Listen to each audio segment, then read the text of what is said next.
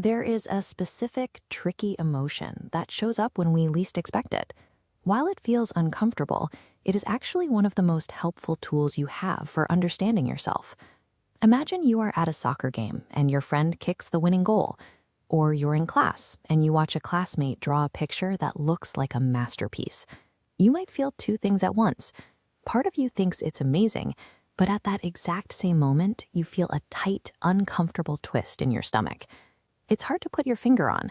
It isn't exactly anger or sadness, but it feels heavy. That feeling is jealousy. Most of us really dislike it because it can make us feel small or like we've been left behind. That tight sensation in your stomach is a signal.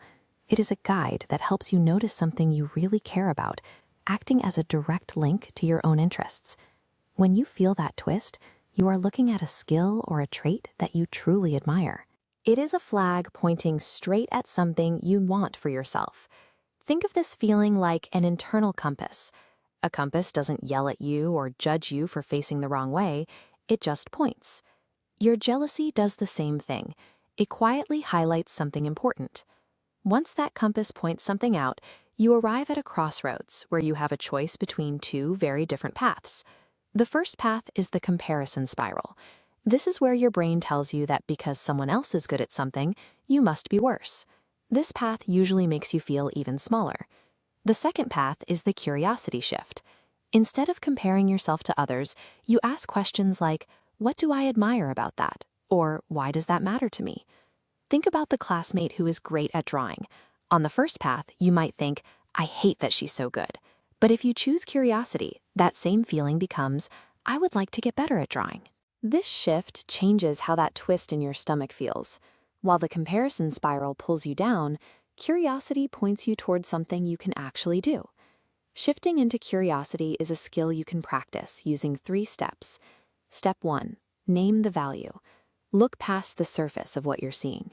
You might think you're jealous that a friend is popular, but if you look closer, you might realize you admire their bravery to talk to strangers. That bravery is the real value. Step 2. Keep your spotlight. You have to remember that someone else shining does not turn off your light. This isn't a competition to see who is worth more. Seeing someone else's talent is just a way to discover what you are interested in. Step 3. Take one tiny step. The goal isn't to beat the other person. It's just to help yourself grow. A tiny step could be practicing a new skill for 5 minutes, or asking one question about how someone else did it. Even trying something just once is a win. Following these steps turns that uncomfortable, twisty emotion into a compass you can use for your own growth. You don't have to turn every single jealous feeling into a big project. Sometimes a feeling is just a feeling. It is okay to just notice it, say hello to it, and let it float on by. But when you're ready to move forward, you always have the power to choose your direction. You decide if that feeling sends you spiraling or points you towards something new. Every time you choose curiosity over comparison, you are growing. You aren't growing to be like someone else.